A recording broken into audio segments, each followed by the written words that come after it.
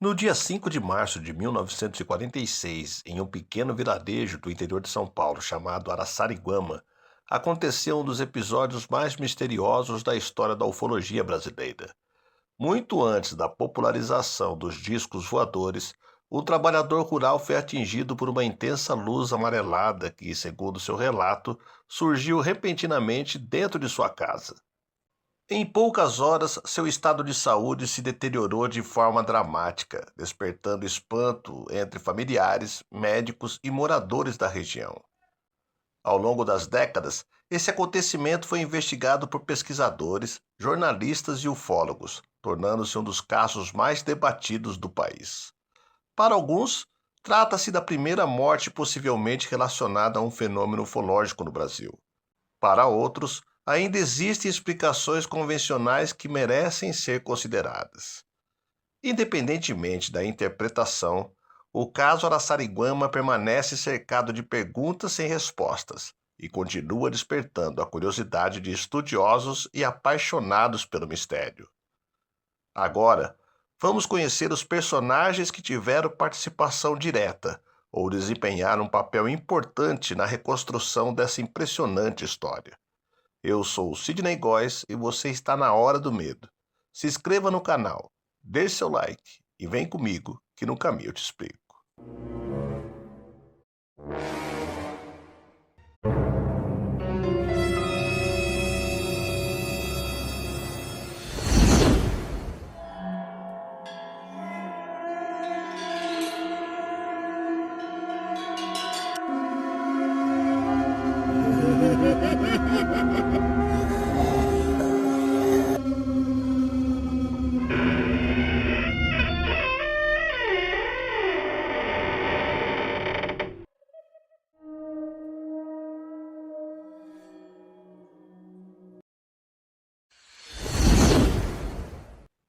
Algumas histórias desafiam a lógica, outras desafiam a própria ciência, mas existem aquelas que permanecem vivas por décadas porque ninguém conseguiu explicá-las completamente.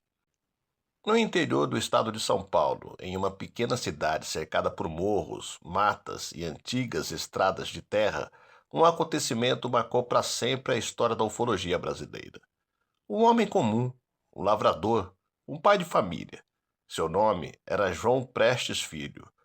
O que aconteceu com ele em março de 1946 continua sendo considerado por muitos pesquisadores um dos episódios mais misteriosos já registrados no Brasil. Seria um acidente? Uma doença rara?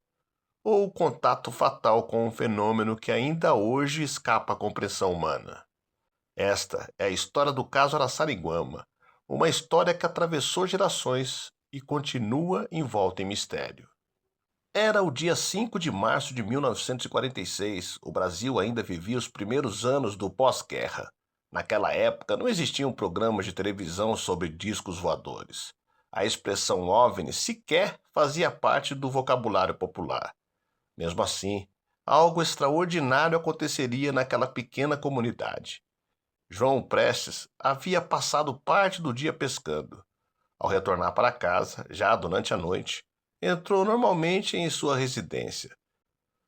Tudo parecia absolutamente comum, até que, segundo seu relato, uma intensa luz amarelada surgiu de maneira repentina. Não havia lâmpadas, não havia explosões, não havia qualquer explicação imediata. A luz o envolveu completamente. O calor tornou-se insuportável. Desesperado, João correu para fora da casa, gritando por socorro. Os vizinhos ficaram assustados. Ele dizia estar queimando. Mas o que mais chamava a atenção era que não havia fogo, havia apenas sofrimento, muito sofrimento. Sem saber o que fazer, João caminhou até a casa da sua irmã, Maria. Ela foi uma das primeiras pessoas a vê-lo naquele estado. Seu corpo apresentava queimaduras incomuns. A pele parecia se desprender. A dor aumentava a cada minuto. Rapidamente, a notícia espalhou-se pela pequena cidade.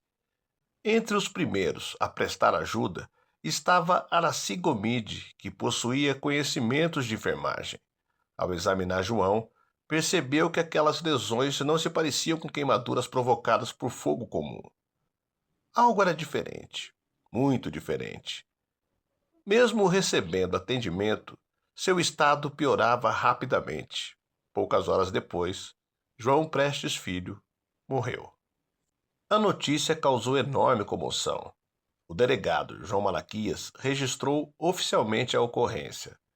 Na época, ninguém falava em radiação, ninguém imaginava armas de energia, muito menos visitantes extraterrestres. As autoridades tentavam encontrar uma explicação lógica, mas nenhuma parecia responder a todas as perguntas. Como uma pessoa poderia apresentar queimaduras tão severas sem que suas roupas estivessem completamente destruídas? Que tipo de fenômeno produziria aquele efeito? As dúvidas apenas aumentavam. Enquanto isso, a esposa de João, Silvina Nunes Prestes, retornava do carnaval com os filhos. Ela encontraria uma realidade devastadora. O marido, que horas antes estava saudável, já não estava mais vivo. Seu testemunho ajudou a reconstruir toda a sequência dos acontecimentos. Cada detalhe tornou-se importante. Cada lembrança passou a integrar um quebra-cabeça que jamais seria completamente montado. Os anos se passaram. O caso quase caiu no esquecimento.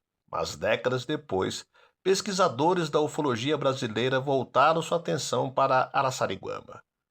Entre eles estava Cláudio Tsuyoshi Suenaga, que mergulhou em documentos, entrevistas e registros históricos. Outro nome importante foi o pesquisador e jornalista Pablo Villarrubia Mauso, que também dedicou anos à investigação desse intrigante episódio. Graças ao trabalho desses estudiosos, novos depoimentos foram registrados, antes que as testemunhas desaparecessem com o passar do tempo. Entre essas testemunhas estava Virgílio Francisco Alves, primo de João Prestes. Suas lembranças ajudaram a preservar detalhes que poderiam ter sido perdidos para sempre. Com o avanço da ciência, novas hipóteses começaram a surgir. Alguns pesquisadores sugeriram que João poderia ter sido vítima de algum tipo de descarga elétrica natural. Outros levantaram a possibilidade de contato com substâncias químicas desconhecidas. Também houve quem sugerisse doenças extremamente raras. Entretanto, nenhuma dessas hipóteses conseguiu explicar completamente todos os relatos existentes. Foi justamente essa ausência de respostas definitivas que transformou Araçariguama em um dos casos mais importantes da ufologia brasileira. Para muitos estudiosos, seria o primeiro registro nacional de uma morte relacionada a um fenômeno aéreo desconhecido. Outros permanecem cautelosos, defendendo que não existem provas suficientes para estabelecer essa relação. E é exatamente nesse ponto que o caso continua fascinando pesquisadores, porque o mistério permanece aberto. Mais de 80 anos se passaram. As ruas mudaram, as casas mudaram, as testemunhas partiram. Mas a história continua viva. Em Araçariguama, muitos moradores ainda conhecem a narrativa transmitida entre gerações. Alguns acreditam que João Prestes encontrou algo que jamais deveria ter encontrado. Outros enxergam apenas uma tragédia cercada por interpretações exageradas. Independentemente da posição adotada, um fato permanece incontestável. O caso entrou definitivamente para a história da ufologia brasileira. Talvez nunca saibamos exatamente o que aconteceu naquela noite de março de 1946. Talvez a resposta tenha desaparecido junto com as testemunhas.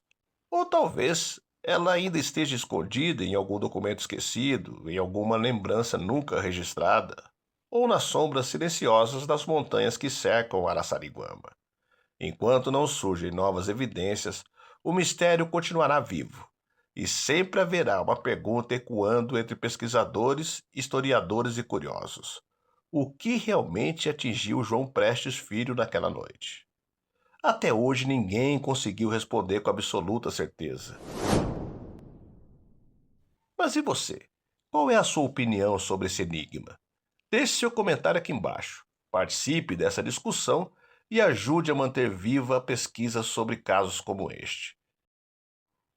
Se você gostou desse conteúdo, inscreva-se no canal, deixe seu like e ative o sino das notificações para não perder os próximos documentários e investigações sobre os maiores mistérios do Brasil e do mundo.